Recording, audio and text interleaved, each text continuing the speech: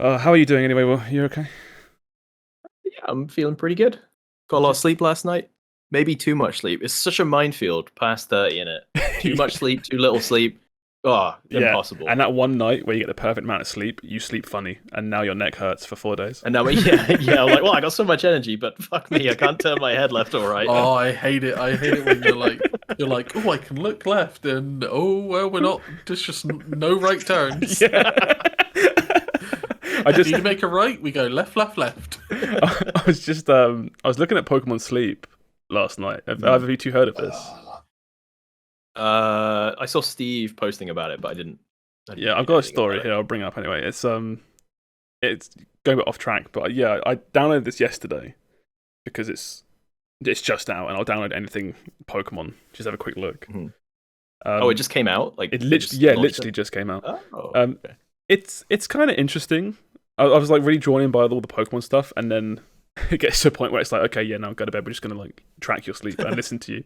And have you ever used any sleep apps before?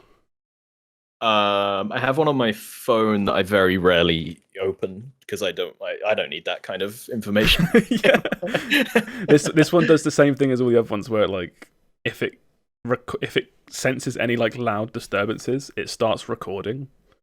So you can listen to them in the morning, and then you just it's when that happens you start realizing how much one of you snores every night that you're just completely unaware. Oh, really? Yeah, because I should try this. Yeah, I thought I slept well last night, and then you look at it in the morning, and it's like, oh yeah, you slept okay, but like you woke up here, here, here, and here, and it's like, did I? What the hell? That's me and Erin have been going through it, where she'll be like, you snored last night. And I'll be like, you snored last night. And then we have the same thing. Nothing gets resolved.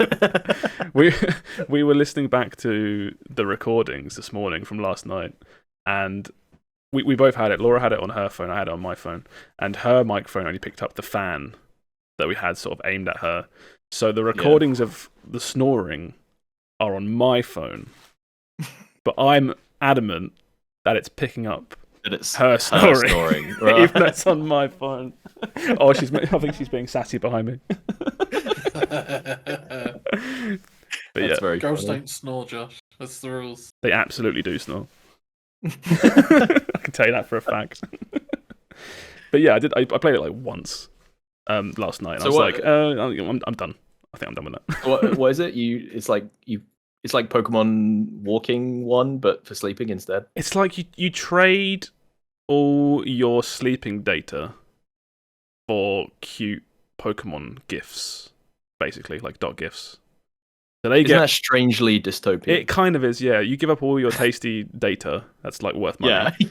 Yeah. And then Diglett is asleep, and you can poke it, and it's like, oh, that's kind of cute. And that's the game. You get gifts, and the government gets data on the perfect time to enact the dystopian lockdown that's coming. Yeah. So you know what's coming. Yeah, you know what's up. It's not your first sleep app rodeo. But yeah, I've done these before, and this is just the same thing in like a Pokemon skin. It's good for like, I think, one night, just to see if you've never used these apps before. It's always kind of fascinating, just like watching your sleep graph. Always find that kind of cool. I don't know if I would use it like every single night though, right? It's probably something, if it can help you sleep better though, like, I guess if you need it Pokemon themed in order to just improve your life, right? Like, I guess it's what happened with Pokemon Go. Yeah, exactly. Whatever works. Yeah. It's like Pokemon Go. We're all like, well, this is kind of dumb, but it's like, but everybody is kind of getting out and walking about, aren't they? Yeah.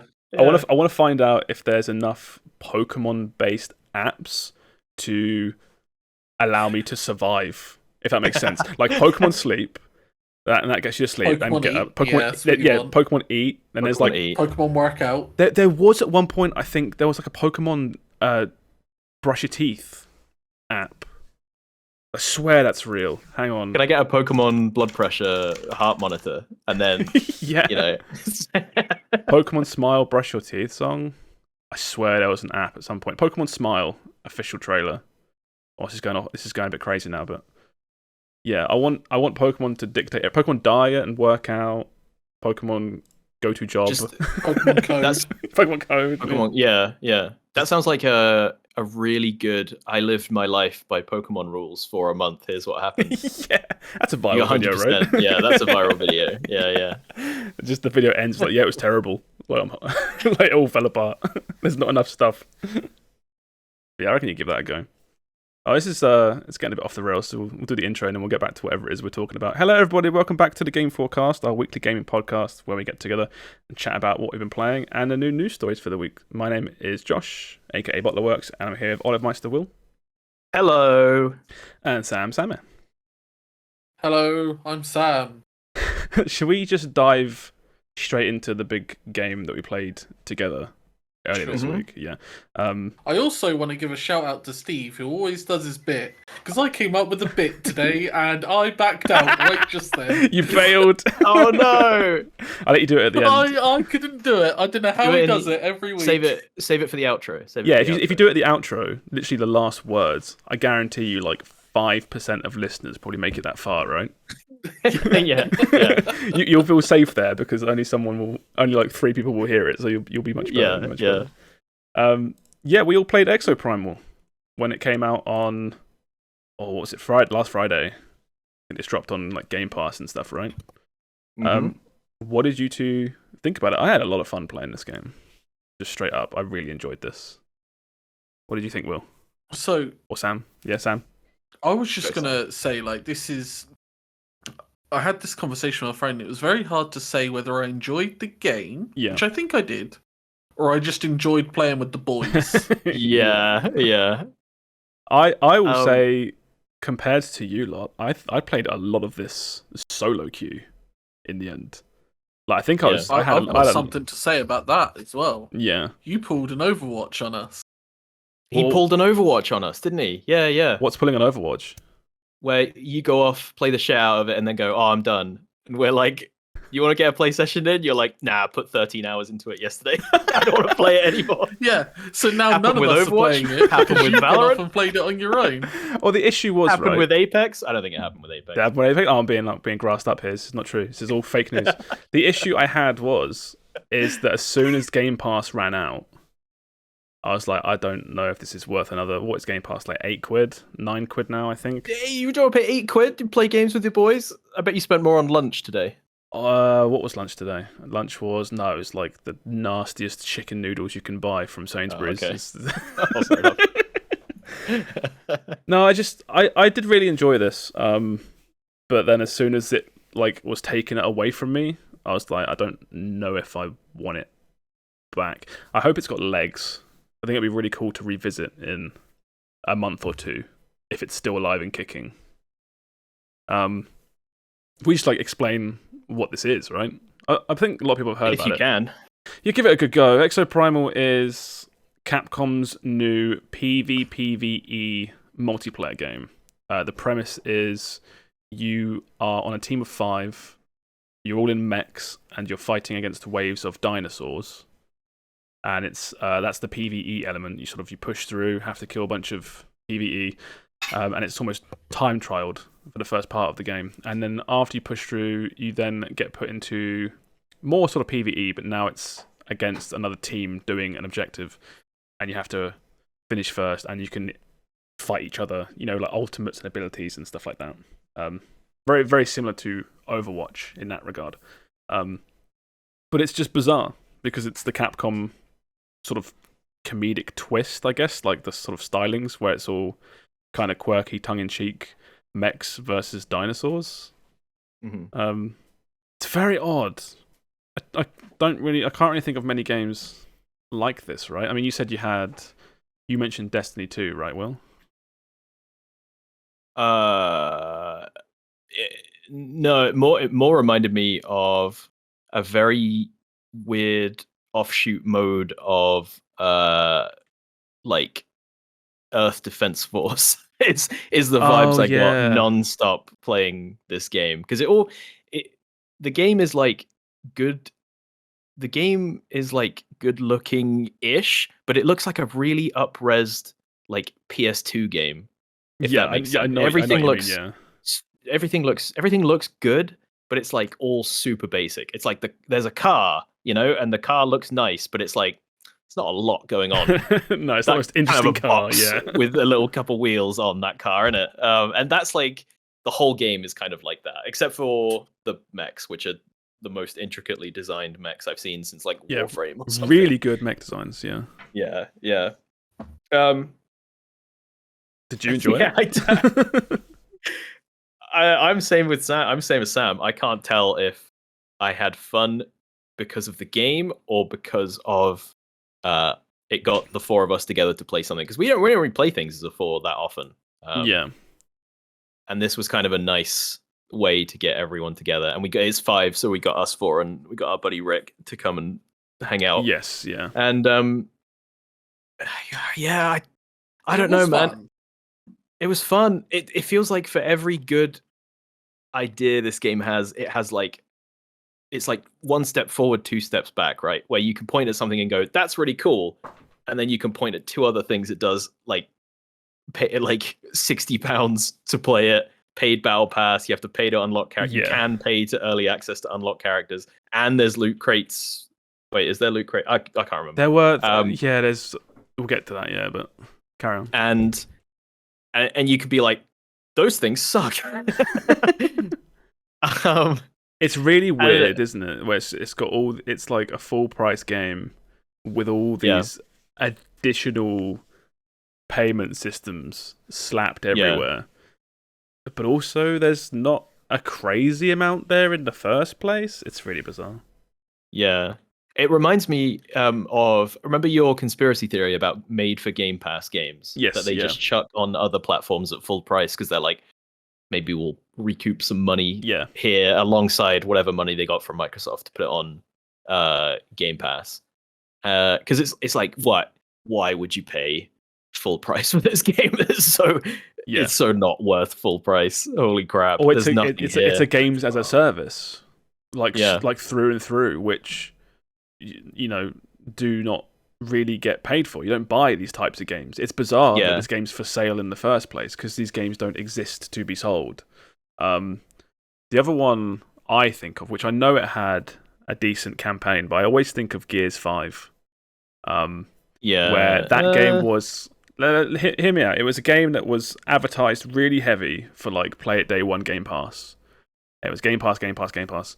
And then I think it was like 50, 60 quid on Steam. So similar deal to this. And then it had a really egregious cash shop, again, of like £20 skins, this, that, and the other, battle passes, seasons, and it just felt like that sort of style of monetary benefits the person on the Game Pass over the person that buys it full price. I feel very similar here, I think. This is way worse, don't get me wrong. But then it's like, this is a whole different... Do you feel that way about like Call of Duty?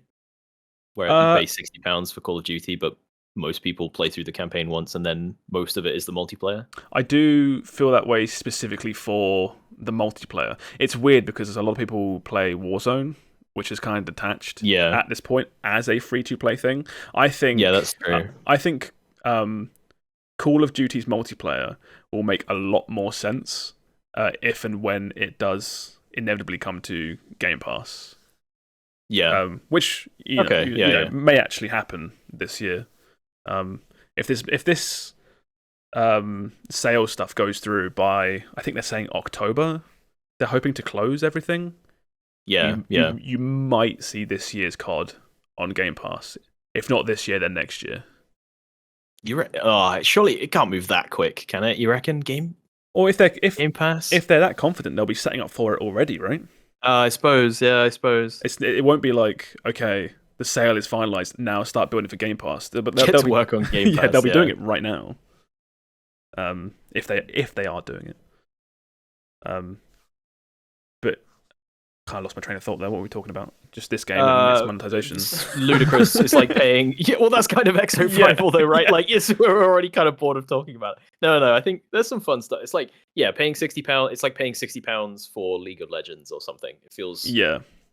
It's like, are you going to try and nickel and dime me for a battle pass? And you're trying to... There's like there's like character unlocks behind levels, even if you pay for the full version. Yeah, and the whole levels. Time. Yeah, the whole time you're playing, it's like, you want to play as this guy? You want to drop a tenner and just play as this guy now? And it's like, come on. That's kind of... The thing I brought up, which I thought was kind of confusing, which I did mention, was how there is a loot box system where every time your account levels up, you get essentially a loot box, right? And you get 3 items of different rarities, skins, this, that, and the other. But there's no way to actually purchase said loot box. You can only get it through, as of right now, you can only get it through account levels up. So why is it there in the first place? If I go oh fuck yeah, I'm addicted, I want to buy more loot box. You can't buy more loot boxes. It's really weird how that's the system in the first place. It's like maybe they'll let you buy those in the future or something. But yeah, it's so bizarre because I don't think a lot of this would be an issue if the game was just free, right? Yeah. I think it would just be expected. But the fact that it literally, it's really hard to describe, but it does feel like a free-to-play game. Like there's a campaign in air quotes, but it's like every now and then you'll get cutscenes after a multiplayer game, and that's the campaign. I do like the way it does that. I think I do think it's one of the most interesting sort of ways to weave a campaign into a multiplayer game that I've seen. Yeah. What the game does is you'll queue up for a match like you normally do. Like you would queue up for a match in Overwatch or Call of Duty or whatever. You queue for a match. And then during certain points when your account gets far enough or whatever, it'll look like you're playing a normal mission as you always are. But then something weird will happen and you'll get whisked away to like a unique campaign story bit or something like that. That's really interesting. I really like that stuff. I think that's really cool. At least in terms of the way I found it, like it really like subverted what I was expecting. Yeah, but what's not cool is how what feels like most of this game's content is gated behind like grinding multiplayer matches, which is like no one who's going to bother with it. Like I suppose it depends how you think of it, right? Because I think of it more as like you're just playing the game and the story just comes out as you're just playing this multiplayer game. Right, as but opposed to the having story's to one the thing. Story. I fair enough. That I don't know how else you would do story in a multiplayer game. There was some cool moments where it's like you're doing me and Sam were doing it where it's like a mission and then an NPC robot pops up and he's like, "Oh, I'm hacking into your multiplayer game. We're going to do some nefarious stuff." And it's like, all right, that's pretty cool. But like that was the first time where the game was like, "Hey, I've got a new mode for you." And it's like, but we've been playing for like 5 or 6 hours at this point, and we're just playing the same mode. And it's like most people are going to play 4 or 5 matches of this and just be like, "Oh well, never mind." It's all right. To put it in COD terms, it's like you have to play 10 games of Team Deathmatch before you can unlock Search and Destroy. Yeah. And you have to play like 10 games of Search and Destroy before you can unlock Headquarters. Yeah. Time-wise, it's way worse because it's like what is like Team Deathmatch in COD is what, like 5-10 minutes. A game of Exoprime was about 15-ish, 20 minutes. It's like, you have to. I think we played for like probably about 5-6 hours before I even knew that there was more stuff coming, because the game doesn't even tell you that you're going to unlock more stuff. Yeah, that's the worst bit. Is if you don't know about it, you just won't. It's bizarre. It's so bizarre. It's the Steam page here now is mostly positive. When the game first came out, the reviews were really negative, and all the reviews on like sort of day 1, day 2 were about there's nothing here. Yeah, like I've paid 60 quid, 50 quid for this game, and there's one game mode. Yeah, because they've played for 5 hours and nothing's changed. Happened. It's so weird. It's baffling. It's absolutely baffling. And it's like you say, for every good thing this game does, which I think is really good, it's just got one or two really fucking weird things. It's like every time you think it's doing something cool, it stumbles and falls on its face. Because I think the game is fun, and I think the game is fun, but like just deeply flawed in that you spend most of the match is just wasted time. It's because it's it's like you start off, every match follows the same kind of path where it's like a PvE phase followed by a PvE VP phase, but the deciding part of the match is almost always the final 5% of the game. At least that was my experience. Everything I played was like, you will be racing through the PvE part, which literally doesn't matter. You'll be like 5-10% ahead of your opponents or whatever. But it's like the only deciding part is when your team finally runs into each other in literally the last like minute of the game. And then you get a single PvP encounter. And basically, whoever wins that is the game is over. That was 90% of the matches that we played. Even if we were ahead or behind, didn't make a difference. I agree that it's all basically decided in the final 5 minutes. What I will say for me, I did kind of like the PvE bits that you do at the start. I know that it does.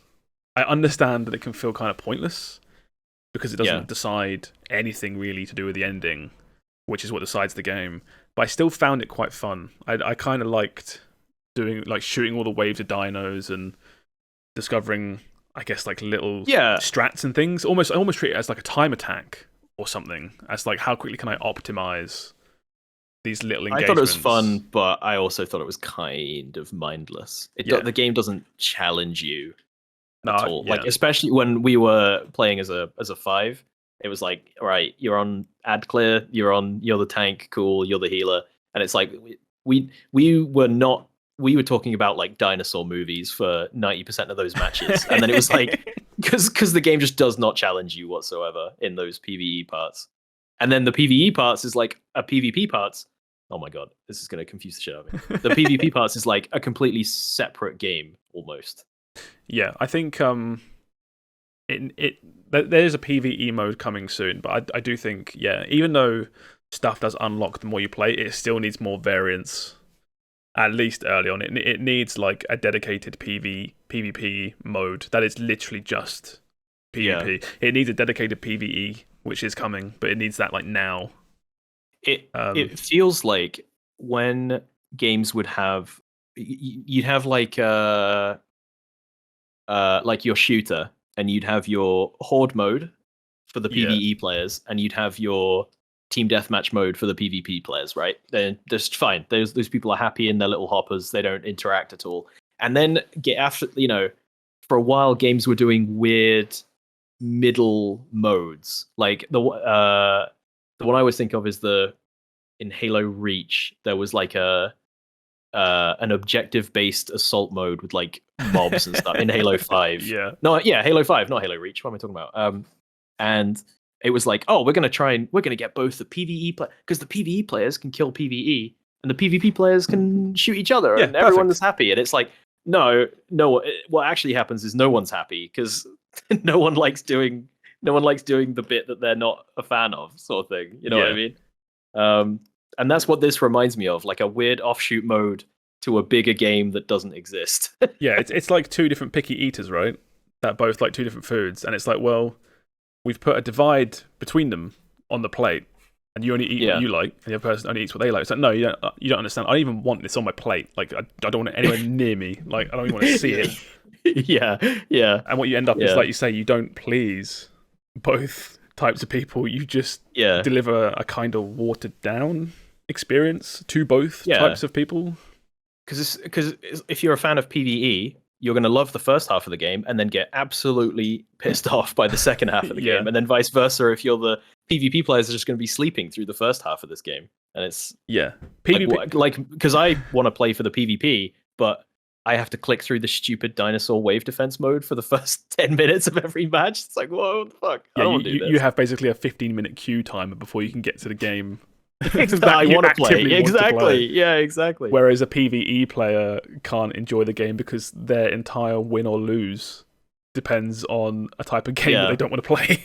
Like they have a great time doing the PvE mode, and then Johnny Sweatlord just zips over to their side of the PvE mode and just kills them over and over again. Two tap Johnny comes and headshots you, and it's like, oh, game's over. You over and over. And it's like, oh, okay.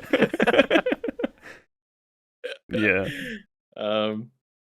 I don't know. It's sad because I think like the biggest Capcom fan and shill out of anyone on this podcast. I just like this game oozes that kind of Capcom aesthetic. It does, just like crazy shit. Some characters, one character's like a ninja with like combos and stuff. That's really cool. The actual story and cutscenes that do like show, again, there's not a lot of them, but like the actual cutscenes, the characters are very tongue-in-cheek. They feel very like Devil May Cry. Yeah, it's on that RE engine, so it looks really good for the most part. Yeah. Yeah, it's a new game, and there's like tons of dinos on screen, but it always runs really well, regardless of what's happening. Like there is stuff here, and I do want to like emphasize that if you do have a Game Pass subscription, I do think it's worth checking out. Just to have a look, even just for the spectacle of playing for a few hours and seeing, 1,000 dinosaurs rush at you whilst you shoot them. That's cool. I like that stuff. I think that's really cool. I just don't think it's got the legs that it needs to probably be successful. Yeah, it's like the pieces. There are pieces here, but they're put together all wrong. It's all just like crammed into one single package that doesn't really make sense. Yeah, I don't know. I think it's so interesting though. It's such a weird game. I mean, I'm glad people are still trying weird, odd multiplayer modes, multiplayer game types. It's like, because maybe this could have been the next extraction shooter. It definitely isn't, but it might have been. You don't get the next one without Exoprimal, without people trying things. Exactly. Like Yes. Exoprimal is crawling now so that Tarkov 2 can come along. In a year or so that Marathon 3 can take over the industry or something, because it's got Marathon 3 has a weird dinosaur mode. Thanks, Exoprimal. Exactly. No, I will, if I have a sub running, I'll come back and check this out when there's like weird Street Fighter crossovers and things like that, which are coming. Yeah, like that is. I mean, I'm down to play this game, but it definitely took the wind out of my sails when I heard that you were done. Oh, I'll be getting a pass again soon. I'm sure. Okay, here's my plan. I think it's like mid-August. There's a month of like tons of Game Pass stuff coming out. It's like what's that? Lies of P. Lies of P is soon. Yeah, there were a few more. There were a couple more as well that were all coming out around the same time. So I'll probably like resub for that. The whole pound thing that you linked doesn't seem to work, at least not for existing accounts, which is sad. But does it not? Oh, that's a shame. Yeah, you can't fleece them forever, I guess. Well, they're getting really weird right now. There was this news story from, I was going to do it later, but do it now. You remember Xbox Live Gold? Yeah. Yes. Yeah. Yeah, that's completely going now, and it's turning into something called Game Pass Core. So they're obviously like they're trying to change and adjust everything. Game Pass Core is a little bit cheaper than the Game Pass that we know. It's like £7 a month. Okay, no, it makes sense. They're like consolidating all that stuff together. It didn't make sense if you're paying for Game Pass. It's like just give them Xbox Live. What does it matter? Yeah. It was really weird for ages. Where you had all these different like iterations of Game Pass, and also you can still get Xbox Live Gold, I guess. Yeah. And there was like Xbox Live Gold games every month or something. It was weird. Yeah, they're consolidating it all and doing that. So now there's four different types. Yeah, you have Core, and then Console and PC, which are two separate ones, or Ultimate, which is everything all together. So Console and PC. But it looks like, like the old Xbox Live Gold, which I'm kind of nostalgic for a little bit, is completely going. It's kind of sad. It's going away. You used to get like gold and silver. Was there silver? I think there was a silver at one point. That rings a bell. Not recently, but like back when the UI was all blades. Yeah. On the 360, you had like different tiers of was Xbox. there silver? But what would silver be for? I don't even. I think it was no online. Xbox Live Silver. I used to have silver back in the day. Yeah, it was you couldn't do multiplayer online, but it still gave you online services. Yeah, I think that's right. You could access the shop and download Xbox Live arcade games. Like you could buy them and things like that. It's weird because you wouldn't even think of that as a tier now. It's just like, you just connect online, don't you? Oh, it was like the free. That was like the free version. Right, Yeah. okay. Oh, I see. Okay. So everybody had silver, and then you upgraded to go, okay. Yeah, it was essentially just making a name and stuff like that. Yeah. But back then, that was revolutionary for consoles. But yeah. I got nothing else to say about Exoprimal. I thought it was alright. First Capcom miss, I guess. I don't even think it's a miss. Is it not? I just... Depends what you mean. Financially, probably did okay because the Game Pass. Yeah, that's what I mean. If it was just a Game Pass only game, I definitely don't think it would be a miss. Yeah. If it was a £60 only game, it was definitely a miss. You know what I mean? Dead on arrival because no one here would have played it if only the paid version was available. Yeah. But you can see how many like reviews does it have? Like 1,000. Yeah, but if you round it, 1,000 right now. 1,000 reviews. It's still got time. It's got that new game mode coming out in like 2 weeks. Yeah. So. Yeah.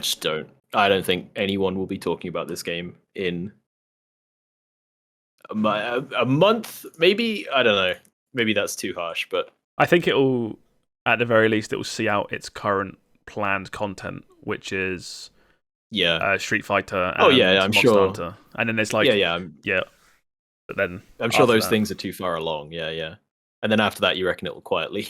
Oh, it's one of those things where the like the update schedule, it says they've got it like by months or whatever, and it says Street Fighter and then Monster Hunter, and then it says like much more to come, and it's like, is there? Are you sure? Like, oh yeah, I bet. I've heard that before.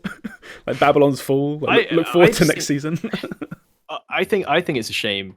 On the one hand, we've got people out here, they want to make a weird multiplayer game, right? But there's so much stuff has gone into this, and it's like you just want to just make a weird live service game that somehow costs £60. Like, come on, just give me a single player robot versus dinosaur game. I would have played that. That would have been fun. You could have just made Dino Crisis 4. You could have. I think that's a lot of people's takeaways. Is you could have just given us a new Dino Crisis. You went 90% of the way to Dino Crisis 4 and then turned it into a live service game. Yeah. They left the dev team to make Dino Crisis 4 and then came back like half a year later to see what they were up to, and they've put like mechs and games as a service in it, and they're like, "What are you doing? We can't sell this as Dino Crisis 4." That is kind of what it feels. This feels like the multiplayer mode that would be part of Dino Crisis 4, right? And then at some point they were like, I can't be bothered to make single player who does that anymore. Well, let's just drop that completely. This campaign we've made sucks. Just release the multiplayer bit. It's so, but it's fun. Even that discussion I find hilarious because how many people are actually clamoring for Dino Crisis 4? Like, I'm not saying it's bad, but like, how many people actually even know about Dino Crisis anymore? Like, come on. It's like a slap fight between the two worst teams in a league, right? You know, where it's like they're like, "Oh, your team sucks, and your team sucks," and everyone else is just like, "Yeah, sure, sure, guys." It's like the Dino Crisis fans versus the Exoprimal fans. That's a full lobby in Exoprimal. It's like 400 people total. It's like this game was never going to do well either way. But it was screwed from the start. Yeah. Oh my goodness. Rest in peace, Exoprimal. Gone but not forgotten. Yep. What have you been doing, Sam? I have completed, and I'm on my second playthrough of Atelier Remake. Nice. How you find it? So, this game is. I mean, it's really fun. I knew what I was getting into, obviously, but this is more of a sandbox take on the Atelier series, in the sense that from the get-go, you're told you've got 4 years to make something, which for story reasons, you have multiple things you can do. There's like 7 or 8 different endings. which is kind of cool. And it basically just says, yeah, you've got 4 years. Go. And there are story beats and events that happen at certain days and stuff. But it really just lets you just go from day one and do your thing. What is this like? Is it an RPG? Yes. So it's your standard old school JRPG combat and leveling system. You wander around kind of these maps where you fight monsters and you can initiate combat with X, and that means you get the first round of combat kind of deal. Yeah. But basically what happens is every fight with monsters takes a day. Every time you gather from any resource location, it takes a day. Okay. Every time you craft something, crafting has days attached to each item. And you can craft multiple at a time. And then you can get these little fairy helpers, and they're like, this fairy will do this for you, but 3 times slower than it would take you. So you can be like, right, you go off and gather from this place, and you craft bombs, so I've got bombs to throw at enemies, and it's really more of a sandbox with story beats than it is like a normal Atelier game, I would say, which is a very story-driven, linear experience. So it's like, here are all these different systems that you can interact with, and they all take time on this in-game calendar. How do you want to spend that time? The time is your resource. Yes. To complete whatever objective you've got. And like you there was a couple of characters in that trailer. Yeah. I didn't even unlock on my first playthrough. Because you have like it'll be like, on this market day, go to the market. But if you're making something that takes 5 days to make, it'll tell you, if you make this, you're gonna miss the market. And I was like, I ain't going to the market. Yeah, fucking market. Market's boring. But yeah, there's I want to make bombs. Basically, you start off and you kind of are. You're always very weak in combat. Yeah. But you have very powerful items you can craft, especially in the late game, to throw at enemies. But basically, you hire and have to pay a wage to adventurers, and you hire their services. And as you go out on more adventures with them, your friendship level goes up, so you get more cutscenes, and their wages go down. And it's like, it's kind of cool that you're like, I'm just going to hire these 2 knights, and they cost a lot, but I'm just going to make sure we get enough resources out there that I'm going to get my money back. Yeah. It's certainly interesting. This sounds like Aaron's role in every survival crafting game that we play. Aaron, we have 4 hours. Services, and I go and mine ore. We have 4 hours. I'm going to assign you to do this, and this. Yeah. I'm like, can I build a church? He's like, absolutely fucking not. I mean, these normal JRPG games take anywhere from 30 to 50 plus hours, whereas this one is more like, I think it took me 7 hours. That's 7 hours to get my end. That really threw me off, because right before we started recording today, you said you finished it, and this game came out 6 days ago. I was like, Jesus, Sam's finished a 100-hour-long RPG in 6 days. That's insane. And then I looked up the How Long to Beat, which is a great website, by the way. HLTB.com, I think. And the average playtime is somewhere between 6 to 9 hours, and I had no idea. Yeah. Again, it's because this is a game with replayability. You're meant to come back and be like, right, well, last playthrough I didn't attend all of the king's birthdays, so I never got to meet the king's royal guard, or something stupid like that, right? Yeah. There was a guy, I bumped into him 4 times, and then I got an event, and it turns out he was a knight, but I then never managed to get the next event to have him as a recruitable option. Yeah. So there was just this guy that just kept bumping into me, and I was like, who the fuck are you? It sounds like me with every Dark Souls game, where you just, I met this guy a couple times, and then he just disappeared, and I never saw him again. And then you go on YouTube, and you find a video for that guy, and it's like the saddest story in Dark Souls. This guy, and you're like, what? He just, I don't know, he just talked to me and then vanished. Yeah, I got the like canonical ending that leads into Alchemist of Salzburg 2 or whatever. Because it won't be Atelier Marie 2, it'll be Atelier whoever the protagonist is of that one. God, these games are so confusing. I'm sorry. It's like I remember. Do you have the like timeline, Sam? Like, can you play through chronologically? You don't. Oh, okay. No, but normally, I think Atelier Ryza and I think Atelier Sophie are the only ones with actual sequels where you play as the same main character. Yeah. Whereas normally, I mean, my favourites one was called Verona, and then the one after that I think was Meru. You sound like you're looking at me. I don't know. But basically, it's Atelier and insert main character name here. Yeah. And it is a sequel, but you're playing as an entirely different main character.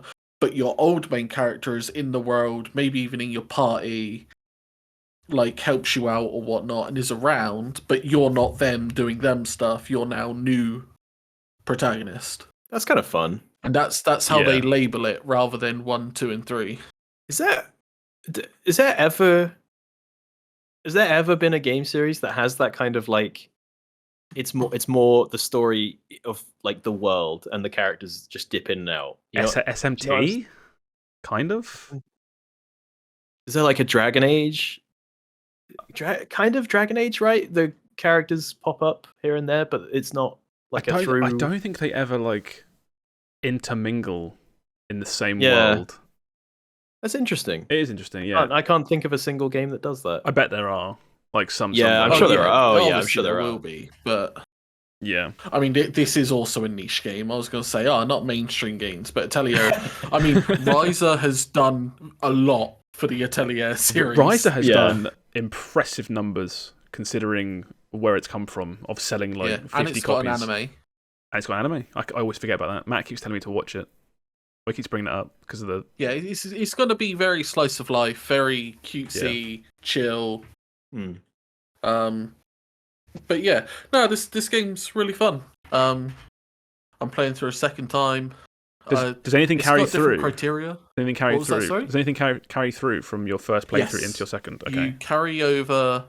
You carry over all of your logs. So like, all of the items you crafted, all of the enemies you fought. Yeah. I think you carry over equipment as well, but you don't carry over levels or gold or stuff like that. So you still have to. You don't just blitz through your second playthrough. You still have to play the game. Yeah. Also, you take through like the meta knowledge as well, right? Of like this time I want to do this. I'm going to do this. You're not going like, oh, I remember how to craft ore this time. Oh, how did I do? What 3 ingredients was it? That I needed? Exactly. You just know. Yeah, that's cool. That's good. I like that. But yeah, really fun game. It makes me actually want to go and play the City Builder one. What the fuck? Where? So there was an Atelier game called Nelk. How do you spell that? And basically, you play as a character Nelke. You play as a character that isn't an alchemist, but you're a merchant or a business owner.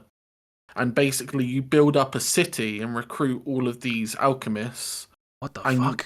They go out and gather, or you build them shops and tell them to build this, and it's just a city builder. You get criteria of like you need to level up your town to level 3 by this date, or game over, or you need to have explored this amount in this dungeon, or game over. It was actually pretty brutal. But it was really fun to be like, right, I'm going to get all of you to craft this. Now you're going to craft this. Now you're going to gather that to provide for that. God, and then you get a quest come through and you're like, right, scrap that. You're going there now. We just talk about how Atelier fans. Yeah, we just talk about how Atelier fans get absolutely rinsed in the pricing for all their games. Yeah, mate. They're all 50 quid. Every single one of them is like 50 This has quid. a £50 season pass too. What the fuck? Put your money towards Exoprimal instead. I will forever buy every Atelier game that comes out because they're just always high quality. It's like Josh. On the one hand, it's like Josh. Oh, people are getting shafted, and Sam's like, "Oh, I'm fucking eating good." There's so many RPGs to play. Yeah. I'm not upset in the slightest. Do you think in the Koei Tecmo offices where they make all these games, there's a picture on the wall? You know, like the Simpsons meme of "Do it for her," with Mr. Burns and Homer, but it's Sam. Sam's profile picture on Steam. Just do it for him. It's all pictures of Sam. But yeah, no, it's a great game. This one's been a lot more chill. Yeah, Marie, it was just nice. It's just they're always just so nice to play. Yeah, I ended up stopping every time, so I was like, I need to stop. Like I need to go to bed or I need to do something. You're never like, this is kind of dragging on, or I'm a bit bored. Bit of a palate cleanser after Final Fantasy 16 and all the shit that goes through at the end. Always comfortable. It's just always comfortable. Yeah, that's cool, man. Is there what's the next upcoming one in terms of remakes or new games? Is there one announced or? Not as far as I know, but there might be. Yeah. But I don't think there's one on the short horizon. I tried Ryza 2, I think it was. Couldn't get along with it, but I love hearing about these. Just like living vicariously through you in this whole Atelier world. Yeah, I know what you mean. Yeah, I mean, if people like JRPGs and stuff, I recommend Atelier, Ryza 1, and then there's a friend in our Blood Bowl league. And he bought Atelier Ryza 1, and then after getting 20 hours into it, bought 2 and 3 ready to play them after he finished 1. And I was like, was that Lewis? No, this was a friend called Ash. Okay, I think Lewis also bought 1, 2, and 3 at some point. I think Lewis did. I don't know how far he got, but he was enjoying his time. You are the whole marketing team for this series. You're doing God's work. They're really good fun. And I think the big thing is when you look at the Atelier games, you know whether you will enjoy that style of game. There's no ambiguity about it, right? Yeah. You're never going, am I really going to enjoy this game? It's like, no, you either like, I will enjoy this game, or this game is not for me. Yeah. When I started it, I'm not really big into slice of life anyway, so that's not really my cup of tea. The only kind of slice of life game that I think I've really gotten along with is the Persona series. Exoprimal. Oh. No. And even then, Persona obviously splits it up with big dungeon combat. That, and it's all AAA polish and everything, and makes it easy to swallow when it's like that. Okay, cool, yeah. We'll move on from that then. I played Exoprimal with you guys, obviously. The other thing that I played literally today is the Star Rail update, which is... I'm excited to hear about this. Yeah. Because of one comment that you made. So, Honkai Star Rail, we talked about it before. This is version 1.2, dropped, I think, at like 4 a.m. this morning, so it's been out today, basically. It's called Even Immortality Ends. Not going to spoil anything story-wise, but I'll just talk about how I found it. The comment that Sam's referring to, I said earlier, it's called version 1.2 because the whole thing is 1.2 hours long from start to finish. It's so short. I've finished it entirely, like just casually today, just playing. I've worked through most of the stuff inside this update. It's all really good. That's the annoying thing. It's all like highly impressive. There's tons of new like cutscenes and story stuff. And there's a couple new zones. It's all high quality. There's just not much of it. It's a real shame. And it's taken, it's been like 2 months, I think, since version 1.1, which was also even shorter than this. I don't know. 1.1 had 0 main story content. It had the tiniest bit. It had a few. It depends what you count as story stuff, because you get a few of the. I mean main story. Main story. Yeah, there was no main story in 1.1. It was just like character missions, which I quite like. But yeah, this new update is they do add quite a lot of stuff. There's a whole new, I can't remember what it's called, like the memories, where you work through specific stages make a team and work through them. There's a whole new thing of those. There's a whole bunch of new side quests. There's, I think, 2 or 3 new character missions, and there's about 2 hours from start to finish of main story stuff. And that's it. And there's a really cool new boss. There's only 2 bosses in the game before today, like repeatable big bosses. They had a 3rd one with this. It's amazing. Like, again, like production is just off the charts. Like, just the aesthetics and the fight and all. The first time you do the boss, because it's a repeatable boss. The first time you do it is a bit more structured, in that certain stuff happens in the fight and characters swap in and out. That's really cool. They do some cool stuff there, and then it all just kind of wraps up, and the thing pops up and says, "You're up to date. Come back next time." It's like, see you in 2 months. Literally, see you in 2 months for another maybe 2 hours of content. Well, because 1.1 had nothing in it story wise. So what if 1.3 has nothing in it? That's my worry. I don't know. What is that? Because you'd think the way this game is structured versus something like Genshin, which is open world, you'd think this would be easier to just slot new content in, right? 'Cause it doesn't have to exist in an already existing open world. They don't have to fit it in anywhere. They don't have to add like a shitload of weird open world side content, do they? They just have to we'll do cutscenes and do maybe a new level or something. Make all new zones and stuff, right? Yeah. Well, that's the thing is but it's sci-fi. They can do whatever they want because it was so short. Yeah, you're not wrong. When I finished it, I did a bit of digging. I went around on like Reddit and stuff and had a look, see what the general consensus is. And there is a big thread on Reddit right now on the subreddit talking about this is very short for 2 months' time. And some of the comments I thought were quite interesting. People saying that apparently Genshin towards the start was a little bit slow before they ramped it up. Some people were saying potentially like hedging their bets early on to see how much money this makes before going crazy. Oh, that makes sense. Yeah. Just stuff like that. So it's all a bit up in the air. I guess they don't want to spin up that like content machine before this game is proved to make any money. Yeah. Okay. Yeah, it makes sense. And even if early on, you say they Star Rail releases and it had 20 million downloads day one or something. Even on release, like updates 1.1, 1.2, and several more, I assume at that point will already be locked in as to what it's going to be anyway, because obviously development happens so far in advance. It might not be for a while, if it is going to ramp up, that it actually starts ramping up. Just going to have to wait and see. Because that's my only complaint. I still really enjoy playing this game. It's just simple enough that I can play a little bit every day for 5-10 minutes, improve my team a little bit, get joy out of that, and then move on, right?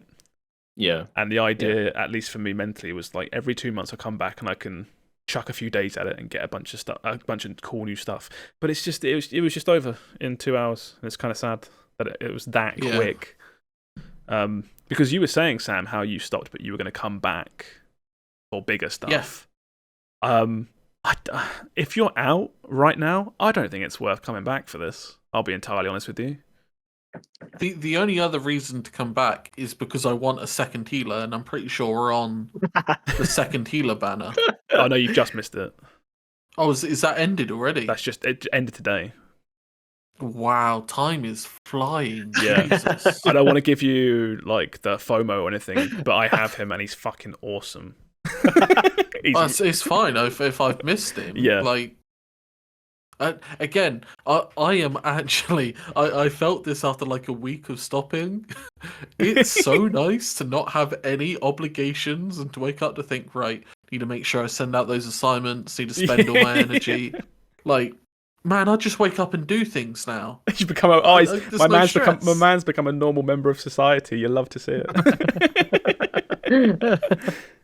No, yeah, it's new banner now. Obviously, a big new update. there's a new character. This guy called Blade. He's the edgelord character. You got to appeal to everyone, right? With a name like Blade? He's already been introduced in the story, right? Yeah, so he has a more prominent played part. Up to current. Yeah, he has a more prominent part in this new, is it albeit brief story. Is it still Wesley Snipes? It's still Wesley Snipes. They've got him back. Yes. Okay. There's a guy called Blade, right? He's an edgelord character. What do you think his mechanic is based around? Vampires.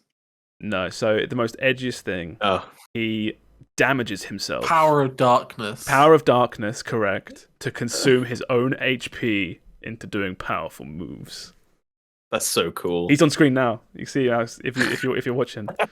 Edgelord McGee. Oh, I want to learn about his tragic backstory. Oh my god. But yeah, I can fix him. I can fix him.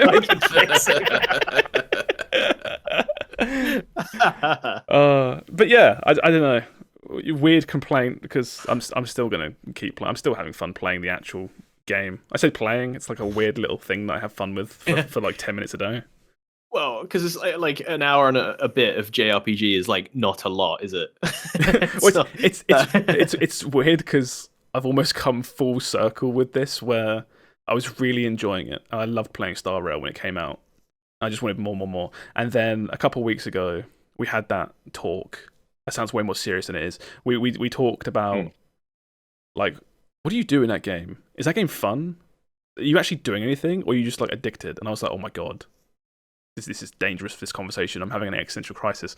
And I kind of went through that, and I feel like I've almost looped back around where I'm like, no, actually, I do enjoy this game. Like, what it actually is. Like, I do have fun playing this game.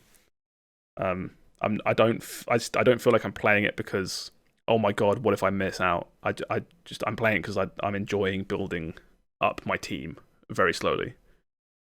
Because it's just that's why I got out, right? It's because I finished my team.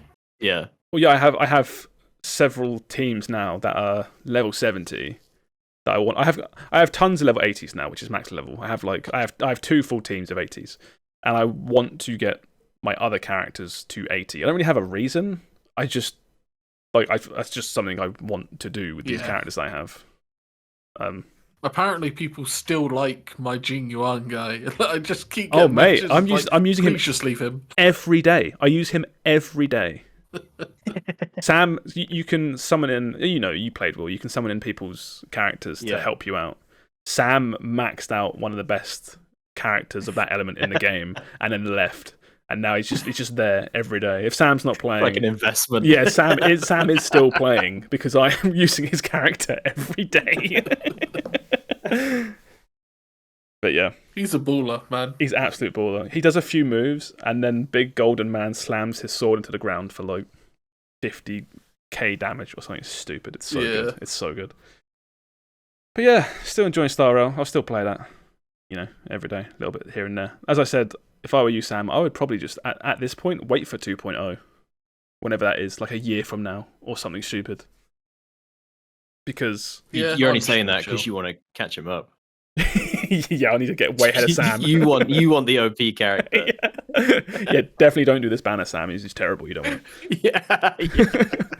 No, I just think, if you are here for the story, which is, like, perfectly viable, right? I just don't think there's going to be anything to sink your teeth into until something like 2.0, when at that point, even if 2.0 ends up being tiny, at least then you'll have tons of updates before it to work through. Yeah. It's like installing a tease, a blue balls. So what's the point? This will just make you frustrated, yeah. Yeah, Blue Balls, the anime game. It's just like Honkai gives you some cool stuff for 5 minutes and says see you in 3 months. You're like, okay, bye. Damn it, they did it again. They done it again, son of a bitch. Yeah, I got nothing else to say, so I'll chuck it along. There's not a lot of news stories this week. We'll see what we can get out of these, and then we'll just go from there, really. I don't know if it's like an hour's worth, but we'll just work through it. I'm kind of sick of talking about Activision Blizzard and Microsoft. So I'm going to burst through this very quickly. Microsoft and Sony have signed a agreement for Call of Duty on PlayStation, which, as far as I'm kind of concerned mentally, is kind of concretes the deal now, right? If they're making deals like this and stuff. Yeah. It's the same 10-year one as before. So Nintendo and Sony, so Switch and PlayStation and whatever comes after them will have COD for 10 years. If I'm Sony, I'd start working on bringing back or inventing a big new FPS. Killzone, baby! Killzone Let's 4, go. Marathon, like something like that. Marathon's not exclusive, though. It's not now, but 10 years from now. Oh, the Marathon 2 will be exclusive Marathon to Sony. 2. Destiny was going to be a one-and-done game, but then we got Destiny 2. Like, you might, Marathon... It's like I say, it's 10 years. 10 years. Yeah. That could be... Who knows? Call of Duty might not even be like in vogue in 10 years, Yeah, 10 years is more than enough time for Microsoft to buy Activision Blizzard and somehow kill Call of Duty's popularity. That's more than enough time. They could do that. So, it's such a good shout. Yeah, so you have that. And then tying into that is how the next Call of Duty is starting to leak. There's no leak like footage or anything, but it's basically there's enough rumors and leaks now to confirm that it's going to be another Modern Warfare this year. Really? Straight after last year? Straight after, yeah. What's this? The first time since... It's been a while. Know. Yeah, it's been a while. Since Call of Duty 4, maybe. Or supposedly, whatever Modern Warfare 3 ends up being this year, it was originally planned to be a massive expansion to Modern Warfare 2. And it's either grown too big, or they've just gone, we can sell this. So it's becoming a full year release. I think it might be cool. From what I played of Modern Warfare 2, I had a great time with it.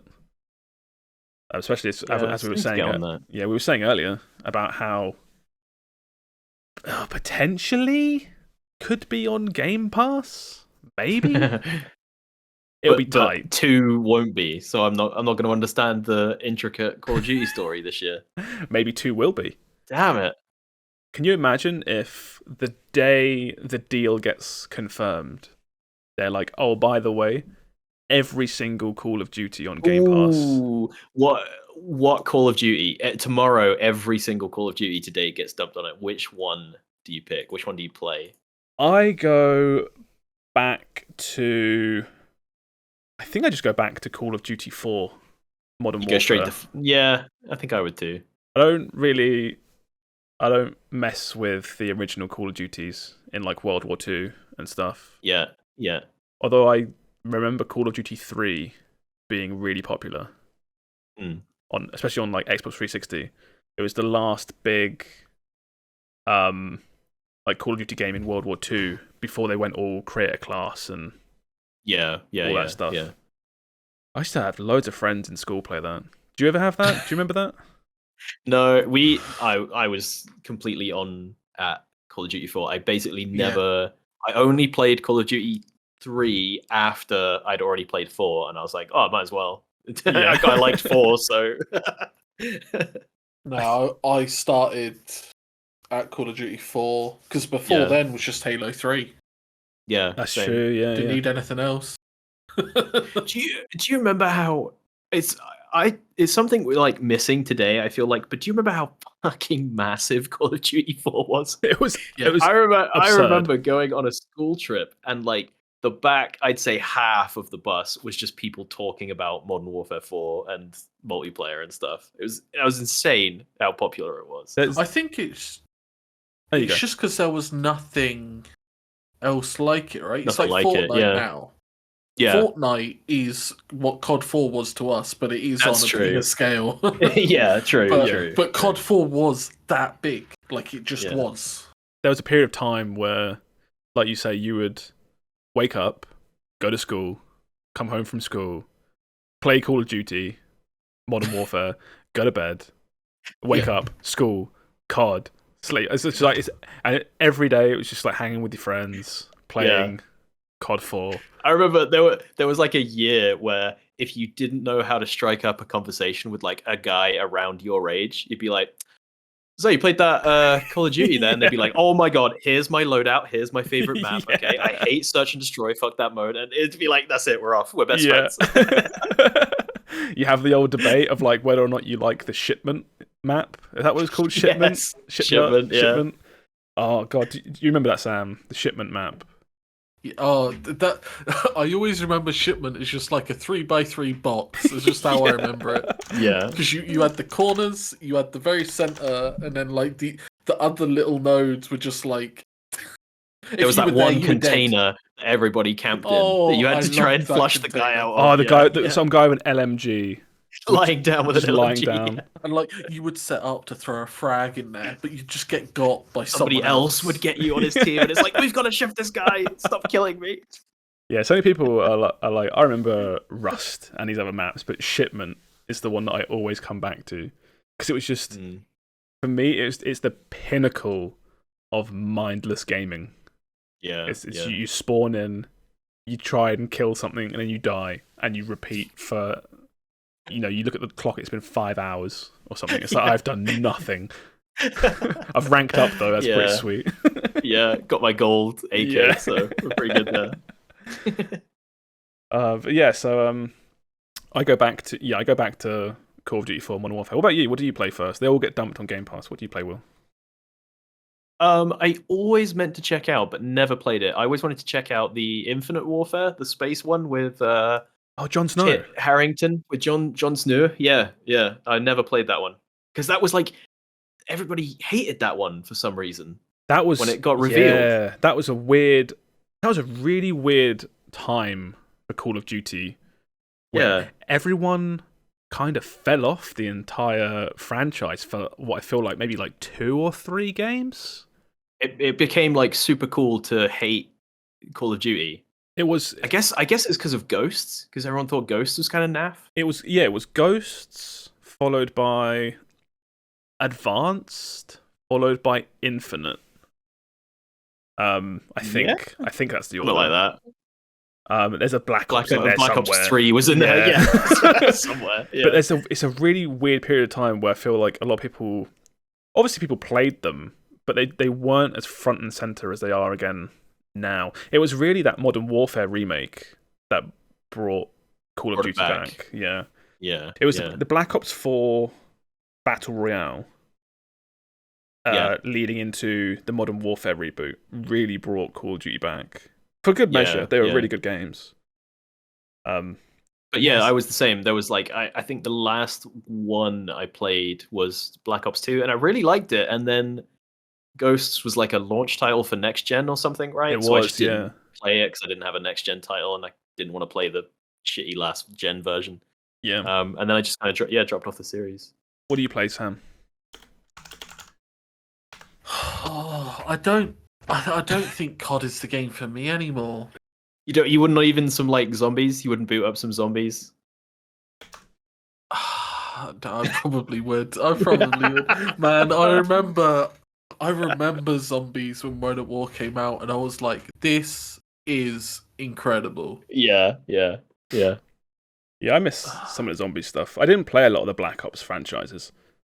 Like the Black Ops series. I played a bit of 4. But I think for the most part, zombies were stuck to those ones, weren't they? To the Black Ops games. To Treyarch. Yes. Treyarch. Whatever Treyarch did. Yeah. It was like that was fun. We used to go around my friend's house. We'd boot up split screen zombies and just get drunk. That was great. I remember hours of entertainment. Finish school, go. Because this is towards the end of school. This would have been like last 2 years of school. Yeah. And it was like, get home, boot up zombies, get to wave like 20, 30 odd, go to bed. Yeah. Do the same thing tomorrow. Yeah. You do that little bug where you can like jump onto a tile with a flamethrower and no zombies can get next to you, and the flamethrower has limited ammo, and you don't really know why you're doing what you're doing, but you're doing it. Peer pressure. Yeah. I completely missed all the zombies stuff, and it was fairly recently, I think like a year or 2 ago, that I kind of like dove into that rabbit hole, and all the zombies modes have really elaborate storylines and secrets. And all this stuff. I had no clue. It's like, do this and you unlock this, this, and this, and then this character does this, and you get secret guns and secret areas and the story and cutscenes. And I was like, Jesus Christ, I thought it was just like a side mode for like horde mode. Wasn't there one where you played as American presidents, and you had to defend the Pentagon and like Area 51 or something, right? Yeah. How insane. That's where I don't know if you know this meme. It hasn't been used for a while. But it was like it's all the it's the cutscene from that where it's the presidents at a table, and then one of the guys just goes, "Why is he here? He posted cringe." I just always remember that meme, and then I remember playing that COD mode, and that was good. Well, the fact that all the presidents are in a COD game isn't even crazy anymore, right? They do a whole bunch of like weird shit with those modes. There's I remember playing one. I can't remember which one it was, but it had like Colosseum, like Roman Colosseum map. Yeah. And there were like a whole bunch of zombies in just old armor. And it's just, they get so crazy. And there's like, what is it, like ray guns, lightning guns, perks out of vending machines. Yeah, pack-a-punch machine. That was the best. Yeah. You put your gun in, it come out like covered in lava. Awesome. Yeah. Awesome. It was like a laser. Like pinnacle of gaming. We never got better than that. But these would be great for like a Game Pass subscription kind of thing, just to hop in and out of. Because I think in terms of those sorts of modes, those are the modes that are still locked to the full purchase of these games. Yeah. Which not everyone wants to do. And they're still so pricey as well. So old Call of Duty games are so expensive. I always look forward to when like a Call of Duty game or something has an online beta before it comes out, because I can get it out of my system playing these games, and I haven't got to buy it for like 60 quid just to play the multiplayer. Call of Duty Black Ops 2, 40 quid still on Steam. Call of Duty Black Ops 30. So Black Ops 3, 45. Ridiculous. I do hope, like we said, we're ants in this thing. We can't affect whatever billion-dollar companies buying whatever, but at least as a silver lining, I guess, I do hope they do just dump all the CODs onto Game Pass. Yeah. That would be so sick. That'd be a really fun day. That would be a great day. The thing that which ones do you think would actually have multiplayer servers? Well, they're all still going, aren't they? For some degree, in some degree or another. Aren't a lot of the older ones peer-to-peer? Yeah. You just, like, doesn't matter. As long as you get a host, you can just play. I don't know. Maybe. They might just... Don't know enough it's like, yeah, I don't know enough either. It might be like they just dump them all and say, these ones don't have multiplayer. But for the sake of, archiving, you can play the campaigns and stuff of these ones. Yeah. That'd be cool. But yeah, you'll find out more about these CODs soon. I think we're approaching the part of the year where they start talking about it. So they normally do. Don't they do their own yearly event? COD I feel like we should have. I feel like we should have heard about. They should have I feel like by this time normally we'd have heard a teaser or something, at least a title. Yeah, it's got to be soon. They're not going to miss a year. Like they do them every year. So they'll do it tomorrow after we put the podcast. You know it. What other stories did we have? Little one for the Brits. Tesco's aren't selling games anymore. Oh no! Oh no! Not. No, yeah. Wow. I think Tesco was one of the last supermarkets to still be selling games. But yeah, that's gone. Just thought it was quite funny just for the Brits. Got my copy of Grand Theft Auto 4. Back in the day. Tesco, because the guy didn't ask for our IDs. I was going to say, you weren't 18 when that game came out. there was something in this that I thought quite interesting. One of the reasons they state that they're pulling out of the physical games business is UK sales figures of Diablo 4, Final Fantasy 16, Street Fighter 6, and F123. Less than 18% were sold via physical copies. I wonder if brick and mortar game store. I guess they can't all go out of business. That 18%'s got to go somewhere. Have you been into a game? Have you been into a game recently? I went to buy Zelda Tears of the Kingdom and a controller from my local game. It was in the back of a different store. It was in the back of a Sports Direct, and it was one aisle and two guys who were just stood talking. And then I walked up and I was like, "You got Zelda?" And they were like, "Oh my goodness, a customer! Hello, yeah, oh my God, right this way." You know, it was... yeah, it's the local game to me. When I go in there, it's quite big. Half of it, maybe perhaps more, is just T-shirts and Funko Pops and absolute tat. This picture that I've randomly Googled has just got like phones for sale in the front. Yeah, it's just like. It's like for me, right? As someone, I do like having a hard copy. Yes. Of a game, but Amazon exists. It's true. Yeah. Yeah. It's just convenient, isn't it? You just buy it on Amazon. It comes literally day and date, and it's usually the best price. Yeah. You got a game or any other like brick and mortar. They're full price, right? They're like 60 quid, whatever it is for whatever game you're buying. Online shopping now, they're normally a little bit cheaper. Tack on free delivery and stuff. It used to be you'd go to the store to get it cheaper. Like you get it 100%, you'd know you could get it on the day, and it would be a bit cheaper than like ordering it because you don't have to pay delivery. But now it's like not even that. Digital normally is cheaper, or at least the same price. Yeah, it's a shame though. Like when these do eventually go, or they just maybe not go, but it just completely morphs into something else. You know, it's called game, but only a fifth of it sells games. Is video game. I mean, I say I'll miss it, but like whatever. I don't go to games anymore, so like I'm part of the problem. But I'll always remember like midnight releases. Midnight releases. They hit different back in the day when you were queued up with like 40 other people outside your game to get Halo or something. I never queued to get a game ever. Did you not? No. Oh, midnight releases are special. I don't think I ever got a game on release. I remember. I think it was Advanced Modern Warfare 2. I was on my way back from my mate's house, and I had work in the morning, and I hadn't even like remembered because I wasn't huge into like following game releases back then. But I was walking past Game, and there was like a big line of like 80 people, and I was like, "What are you guys here for?" And they were like, "It's Call of Duty night." And I was like, "Oh yeah!" And then I just walked to the back of the queue, and I was like, "Yeah, sure, fuck it, well, I'm here." Anyone with tents or anything? No, we never had tents. No one ever camped for video games. I've never seen anything that crazy. I think is that like a American thing? I don't know. People like camping out in tents and stuff for things.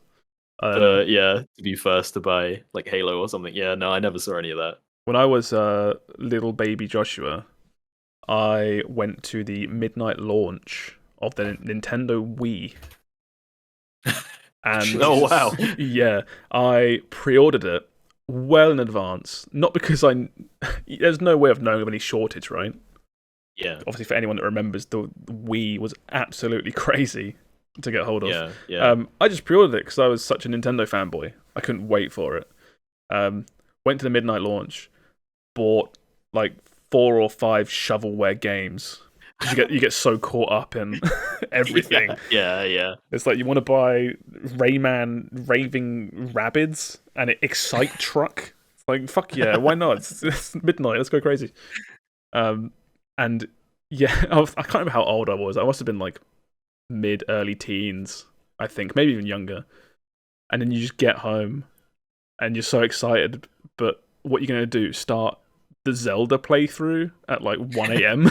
It's like you play it for like 20 minutes and you're like, oh, I'm just going to go to bed. I've got school tomorrow. But yeah, and then no one could get a Wii, like forever. So I kind of lucked out. You got the last laugh there. Basically, yeah. I think we played Zelda, I think, at like 1 a.m. and like maybe Wii Sports or something, but they're so energetic after a midnight launch. like waggling everywhere. But yeah, bringing it back to brick and mortar stores. I can't have physical games disappear because I still rent everything. Oh yeah. Like as soon as this fails, I'm screwed. You will never financially recover from games shutting down. Yeah. Yeah, so they have to stay. But yeah, Tesco no longer selling games, but they will still sell food. That's pretty good. You still get my meal deal. Still get your meal deal. The next story we had, you mentioned this during the week, Will. This is about Patapon.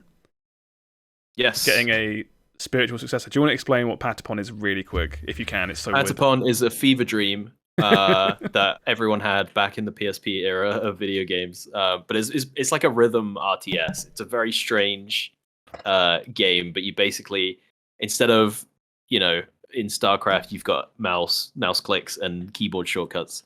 In Patapon, you have rhythmically pressing buttons to command your troops. And it was just very cute and charming and really fucking hard, but it was a really fun game. And it was one of those like weird, it was on the PSP and it died with the PSP. No one ever bothered to take it and put it anywhere else. It was just like, yeah, I guess it didn't do well. It had two sequels. I'm shocked it had two sequels. There's Patapon 2 and 3. Yeah, Patapon fans were eating good in the PSP era, and only the PSP era. Well, it's one of those things, it was kind of like, why has this game got sequels, right? Like, are people buying this? But then when you play it, it's really good. But you kind of look at it and feel like, oh yeah, this game has a budget of like 50 quid. It's like a few... It would be like an indie game. It would be like Yes. You could see it being made by like a little indie studio on Steam or something. Yeah, you could see this on, like, if it came out today... Not this new one, but if you were to take something similar to the old ones of their budget, it'd be like a £10, £15 game on Steam. Yeah. Yep. But yeah, you'd have a great time though. But yeah, they're bringing it back. Finally, someone's taking a crack at a Patapon sort of sequel, sort of. We don't really know yet. There's a little teaser, which is on screen now if you can see. There's really not much here. It's basically an advert for a Kickstarter, which is in, I think, 10 days as of recording. I didn't see it was that. I didn't see it was a Kickstarter. Yeah, this little trailer, you can't hear it, but the audio has got this, very similar vibes to Patapon. Yeah. I'm excited for this. I didn't play much of it, but I remember really enjoying Patapon. It kind of like sits in the weird kind of like space for me as Pikmin does. Where these really, I know not similar almost in any way, but kind of simple, niche, but cool strategy games. Yeah. I know people just don't do enough with the strategy genre, do they? I was just about to say the other one that needs to come back is Loco Roco. Yeah, I'm certainly saying Loco Roco. Oh my god, yeah. That was where you used the shoulder buttons to spin the world. Tilt the world, and you would roll a little blob, and he could do stuff like you'd roll him into a spike and he'd split into two little blob guys, and then you could fit him through cracks that were smaller, and then eventually you'd get to like a condenser that would put it back together again. Oh, what a charming game. This was I remember when the PSP was somewhat new. Yeah. And like no one had one. Everyone I knew had DSs. No one had a PSP. Yeah. And these were the types of games I was like, that looks so weird. I really want to try it, but just no one has it. Yeah. There was like a weird, I can't remember what it was called, but they made another game. It wasn't Loco Roco, but it looked really similar. Let's see if I can find this really quick. Don't know if I can. Just, very similar art style. I think it was on like PS3. Oh, is it the weird? It was just kind of a weird, like a flower, where it was just like an experience game, and it was like you were a little guy and you like flew him around. I can't remember. Oh, maybe Loco Roco Coco Reco. God, this is getting weird now. Am I having a stroke? Now we're just making noises. Yeah. This might be it. Maybe it was a Loco Roco game. Botanicular. No, it wasn't that. I have no idea what fever dream you guys are going on about, by the way. It's basically this. It's basically this. This is my brain right now. Just the whole strings. These games are so bizarre. They're like weird art pieces. We need to get Sam PSP pilled. There was so many good games. There was a period of time when the PS3 had, like, PSP and PS3 had a whole bunch of these weird art games like this that came out, and I feel like a lot of people played them because there wasn't a lot of stuff out at the time. Like, you know, like Flow, if you remember that game. Yes, I remember. I bought. You just unlocked a core. I bought the PC to PSP adapter specifically because it came with Flow, and you could plug. There was no store. They didn't put a store on the PSP. You had to go to a store on your PC and say, "I want this game," and then you had to plug your PSP in, and it would be like, "Oh, we've detected PSP. Here's you can now download this little like ROM or something," and it would put it. You put it on your PSP. It was so weird. I was going to find footage of Flow. I really wanted to play Flow. This is one of those games again where it's like there wasn't much out. I don't think. So it's like, this is cool. It's just you're like a weird thing that like eats other things, almost like an artsy version of Slither.io or something like that, or like Snake or something. It was like the first level of Spore, but like cool forever. Forever, yeah. What else was there? You had Flower on PS3. Did you ever play that one? I played Flower once at a friend's house. There was a game, right, that just had Strobe in its name, and I remember it was always like. Strobe. I remember always seeing this game everywhere. Yeah. I can't remember. I don't remember what it's called. I don't know that one. I remember this one very vividly. This is Flower that we're looking at now. I remember this. Yeah. There was also there were a whole bunch of games that went by the title Pixel Junk. Remember those? Yes, Pixel Junk There's Monsters. There's Pixel Junk. That. Yeah, Pixel Junk Monsters was like a weird tower defense. There was Pixel Junk Shooter. Which is getting a re-release, or has had a re-release, I think. That was a really cool one. Wants to load. Oh yeah, because that had like physics. You could like pour water on lava and make rock, couldn't you, and stuff like that. That was a really interesting one. Yeah. Oh this is like core memories now, like unlocking. There was a game. There was another game called Everyday Shooter. Which was another game? That sounds... 14 years ago, this YouTube video, Jesus. It was like oh god, I'm getting a fucking flash warning, Jesus.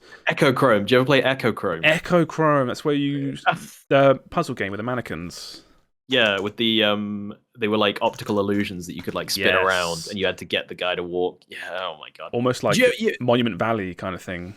Exactly, yeah. Do you ever hear, it's like that saying that's like, it's the limits that breed creativity, right? Yeah. I feel like that's in some ways we get indie games now that are like way more creative than ever, but something about going to a store and seeing a box with like Loco Roco or Echochrome. You don't get they're made that because they're literally working with like whatever a PSP has, like 32 meg of RAM. Yeah, exactly. I boot up Unity now on my PC, and I'm like, I have 32 gig of RAM and 16 gig of video memory on an RTX 4000 card. I can make whatever I want. Why? You know, back then it was like, well, we can't make Call of Duty on a PSP. What are we going to do with all our studio? And now it's like, you want to port Modern Warfare? You want to port Battle Royale to your phone? Yeah, why not? I'm playing Star Rail on my phone, which just looks like 10 times better than anything on like the PSP and Vita, just on my phone casually. Echochrome was great though. Should do at some point. I'm gonna like do a deep dive and just get a big list of all these weird like launch PS3 games that were on the shop that I used to jump through. Because I remember I never had I had an Xbox 360 but quite late. I had a PS3 first. And when the PS3 came out, it didn't have a lot of the features that came later, like the shop and trophies and things like that, they all came a bit later. I think it had the shop, but it didn't have a lot of the like online stuff, like trophies and stuff like that. Yeah. I remember that because speaking of Xbox Live, that was where like the 360 was absolutely kicking the shit out of the PlayStation at the time, wasn't it? Because it was like you couldn't even call people on PlayStation. Yeah. There was only the option to use like in-game voice chat, and if the game didn't have it, it was like, oh, fuck you.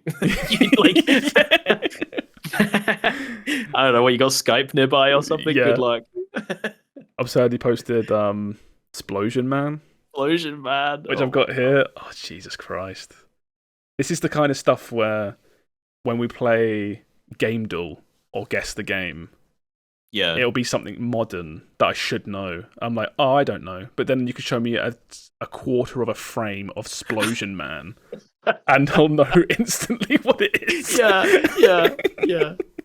Oh, I love it so much. But yeah, Patapon finally getting a spiritual successor made by the same guy / team as the old ones, which is really cool. Nice. I'm glad. I'm excited. A couple more short ones very quickly. Stardew Valley getting a new version, which is 1.6. I can't remember the guy's name. Concerned Ape is the dev. Came out a while ago saying, we're done with Stardew. Isn't this like the 4th time Yes, he's been done with Stardew? I think I remember reading something where it was like this and the guys that made Terraria, where it's like when you've made that one big thing and it's kind of all people talk about, they kind of just get the itch to go and do something again for it. I've heard something similar where it's, a guy like, what's his name, Eric something, Concerned Ape, the guy that makes it. I think he's said that he's working on what is it, like Haunted Chocolatier and things like that.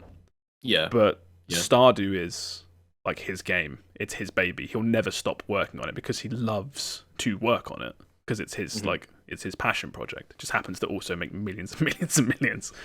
But yeah, supposedly this update was supposed to just be additional mod support to make modding easier, because mods are now easier. Finally going to leave this game. You can just do what you want to add your own stuff. But no, he's adding tons of new stuff. New festivals, new items, more dialogue, secrets, and question mark. So, kind of the same thing. What is question mark if not a secret? Come on now. I love it. It's just so vague. This game just keeps ticking. It's still going. And yeah, like you brought up, Sam, Terraria is basically the same, right? It's like it's just every now and then they're like, oh yeah, by the way, here's just a big update, and you're like, but you're done. It's just all these people just being like, please just make a Stardew sequel or make a new Terraria game. But these devs just be like, I'm just gonna keep adding to this. I love this one too much. I'm just gonna keep. Yeah. I guess that's a thing that you never used to be able to do that, right? But it's like, what's the word when like artists and they can't leave their thing alone? They can't ever. And now it's like the option is always there to go and add more stuff to your masterpiece. Yeah, it's interesting because it always seems like there's a new audience as well. It's like 1.6 comes out, and even though it feels like everyone and their mother has played Stardew Valley, it always spikes sales on Steam, on Switch, PlayStation, wherever. Which I think is good, because at least for these game devs, to be able to work on what is your life's passion basically forever and be successful from it is fantastic. Like, kudos to that guy. He's clearly got it figured out. Just working on, like, I love Stardew. I'm going to work on it for the next 15 years. And then every time you work on it, it just keeps finding an audience. Yeah, it must be so nice to be like, yeah, I love this game so much. I don't need to go and make a new game because whenever I put out an update for this, it financially supports me for another 2 years or something. Yeah. Well, another one, and I don't know if this is another story, and I'm taking this from Josh, is TF2, right? Oh, I did. Yeah, I'll bring that up. Yeah, TF2 is completely spiking in player base because they've released an update for the first time in. God, I can't remember the years, but it's been a while. You keep talking, I'll find an article or something, Sam.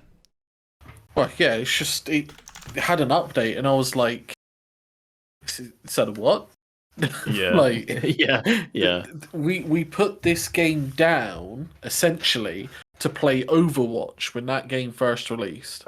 Yeah. And we kind of we played Overwatch begrudgingly as time went on because it never quite hit the same heights as TF2. Yeah. But because we had put it down, it's TF2, that's a game we should all go back and play, but we never did. Yeah. And now it's like, oh no, now we should go back and play TF2. Yeah, it's currently being enjoyed by 247,449 concurrent players, making it of a million people. The third most played game on Steam behind Counter-Strike and Dota. That's so ridiculous. It's insane. Like, come on, Valve. How much more of a sign do you need? Half-Life 3? I don't even want Half-Life 3. I just want some kind of continuation of Team Fortress. Would be incredible. I understand that whatever TF3 is won't capture what I loved about TF2. Obviously, it's a different game. It's been too long. But I would just love to see it, right? Games have almost become too polished in some senses that you just can't get the same level of chaos that you had back in the day. Oh, TF2, That's a good shout. Yeah, I know what you mean. Like TF2 was like the Wild West, right? Where you'd go on and it would be, oh, you want to join the 80-player server where it's 2 forever, and there's a bunch of people spraying like gay porn on the wall as soon as you spawn in. And it's like, we're never going back to those days, are we? No game is gonna bring that. Now back. I gotta pay or get it in a battle pass. My gay porn spray. I can't just upload a JPEG. Yeah, exactly. Yeah. No, it's like you say, you'd hop into a 2-fort map with like 80-something players, and 80% of that server would just be snipers sniping each other. Yeah, like just two lines of or snipers. Engineers or spies, playing their own game. Yeah, and you'd look at the scoreboard, and it would be like 97 to 45. Half the servers in the spawn room just like posting memes and stuff in the chat.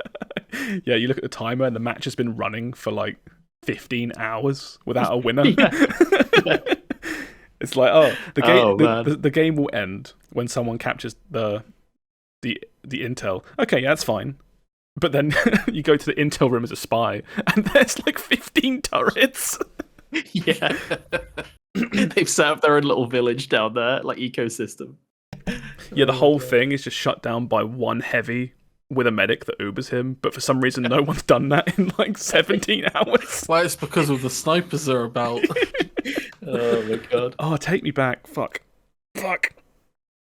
But yeah, now that we're talking about it, I get what you mean about like the Wild West of online games. Yeah. Where it's just spawn in, there's no XP, there's nothing crazy. There's just there's like 80 people, half of them have open mic. One guy is just running around open mic blasting like Pendulum out loud as he plays Pyro or something. Oh, it's like I'm there. Take me back. But we are starting to see stuff. Well, I say we're starting to see, but like BattleBit just came out, and that is almost this. That's almost there. It's almost that. It's what you want. Yeah. So I feel like we're starting to see some people just be like, oh, we're not getting Counter-Strike, unfiltered editions. Like, what if I just made it? I mean, all it takes it's like you say with BattleBit, right? These games come out of nowhere. It's like one day it's not there, and then the next day BattleBit has 500,000 players on Steam. Yeah. Which I think that's what always gets me excited, right? Is because you can look at upcoming games and there can be nothing coming out, but there will be something. Something will come out from somewhere. There'll be a BattleBit or a Vampire Survivors or something will just come out and you'll be like, this is so good. This little like crazy little indie thing. We just need like a TF2 equivalent of that, basically. Yeah. Did you? There you go. Oh, I was just gonna. Did you either of you watch the Vampire Survivors no clip that came out? I'm about halfway through. There was. It's good. There was a bit in there where he talks about how his development was like led by the asset pack that he bought off the store when he was like, I'm gonna make a game. So like whenever he put a weapon in, he was just like the Bible that spins around or whatever. I saw this bit. Yeah. He didn't have an idea for a weapon and then find the best JPEG to represent it. He just looked at the big list of JPEGs and he was like, oh, a knife? That'll shoot straight forward, sure. And then he just put it in the game. It's like, this character looks like a wizard. I'll make them a wizard. That's the craziest I'll make a wizard character. Craziest plan for game dev or any development I've ever seen. Yeah. That was a really fun documentary. I recommend. Yeah, people check that out if they haven't. Oh, it's on screen now for anyone that's watching the video side. The guy that made Vampire Survivors in this documentary, he's camera shy. So they commission the No Clip who do a documentary. They commission a vampire like puppet to be made in lieu of him. Count Von Count. Yeah. And and that talks throughout the documentary on like webcam, and it's really good. But also when this game dev is talking about, just random stuff like, I used to play all these games back when I was young, like Commodore games. They've added clips of like this puppet like going through games and like playing Commodore, playing like Commodore. It's such a good documentary. There's a bit where he talks about like waking up super early every morning to just do a little bit of work on his game, and it's like a shot of this puppet sat in a chair in the dark, and it's like so poignant, but it's like the Muppets. It's so funny. I love it. I always watch. I don't always watch them like straight away, but I always get around to watching everything No Clip put out. Because it's so good. Have you been following their archive channel? No, I keep meaning to, but I haven't checked anything out from it yet. Yeah, so they recently, what's his name? Danny something. The guy that does it. Danny O'Dwyer. Danny O'Dwyer. Him and his group, whatever they call them, No Clip. Purchased a big truckload of old video game tapes containing just old trailers, conferences, stuff like that. And they are digitizing them and uploading them to YouTube. And some of these, it's like the best quality these videos have ever been seen. And at first I was like, this is really cool. Like, I'll watch this. And then as more are coming out on this channel, it's called No Clip Archive.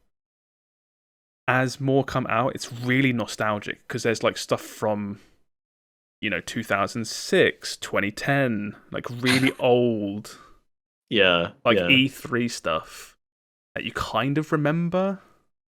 It's just really first good. Ever Uncharted reveal. Oh, that's cool. That's really cool. The first Uncharted one. See if I can find that. This is the website for it, but it's also on YouTube. The Uncharted reveal. It's like you're watching a 1080p video of the most scuffed, like, Nathan Drake that looks way worse than you remember. It's cool. It's just really good. I love this kind of stuff. It's really good. Yeah, just watching it now. Anyway, so that's that one. Yeah, TF2 taking off. Either of you two think about going back and playing TF2 now it's like so popular? We did a little while ago, and it's whenever we would boot up a TF2 multiplayer server, for one thing, it's like we said, it's like there are no rules anymore. Right? Like we couldn't find a server that wasn't weird custom games. But also, whenever we did, we would run into some people who hadn't stopped playing TF2. Oh my god, yeah. And those people were monsters. There's a streamer that I watched. I mean, he was a TF2 streamer, and then Overwatch happened to blah blah called Stir. Yeah. And he's been playing it recently, And like he was the guy that I used to watch because he did all of the crazy stuff, right? Yeah. And it made it look easy, and I'm like, Jesus Christ. I do think, like, because it's been so long, if I would remember any of it, right? Like, if any of it is still somehow ingrained. Like, I go back and play 2 Fort after a decade and a half since I last played, and I still know all the routes and spots to stand because I literally put in like 1,000 hours into 2 Fort. Yeah. Oh, maybe I should just give it a look. That'd be cool. Do you guys want to check it out just at some point randomly?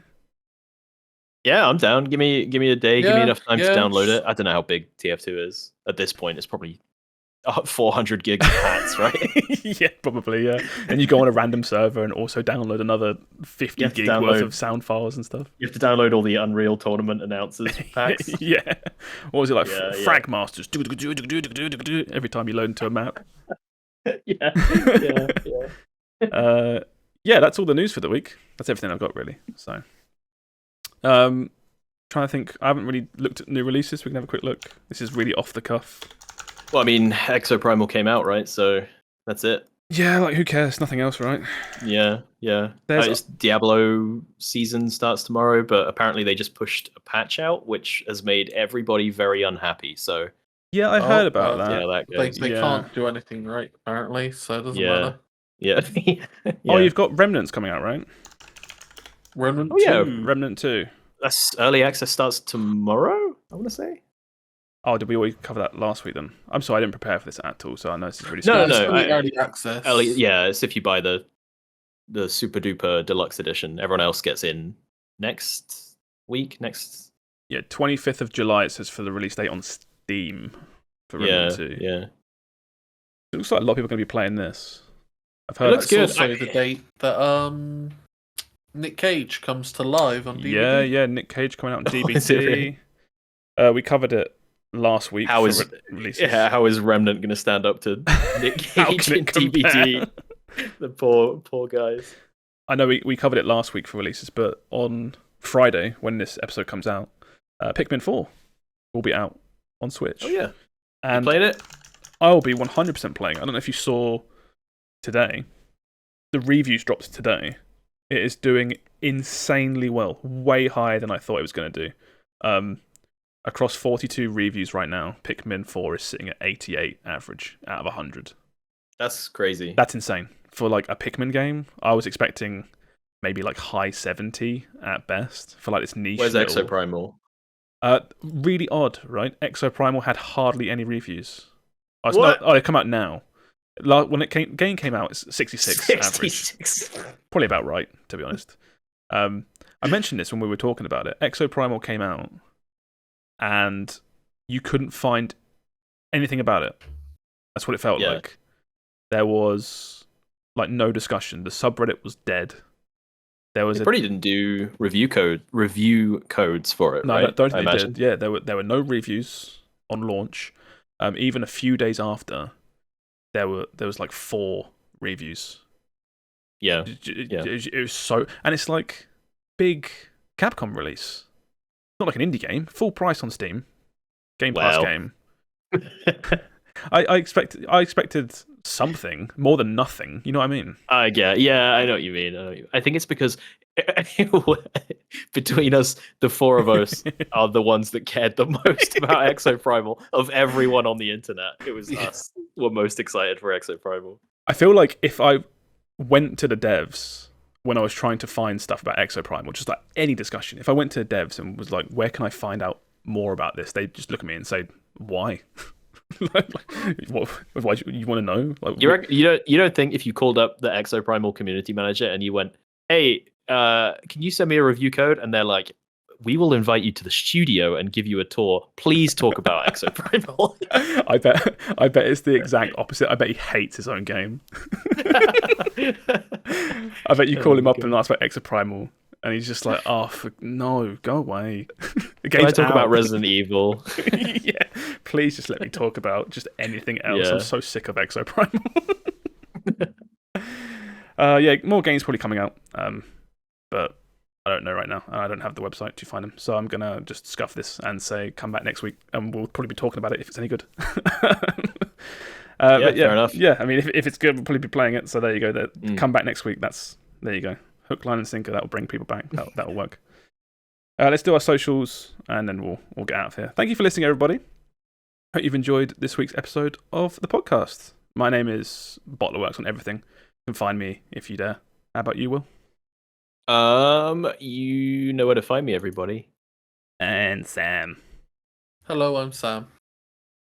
Oh, do we not get you? You promised a pun for the 3 people. I did not promise. I backed out, and I'm staying backed You just backed out again. What a sad ending. Bye, everybody. Bye. Goodbye. Bye. Hey, goodbye.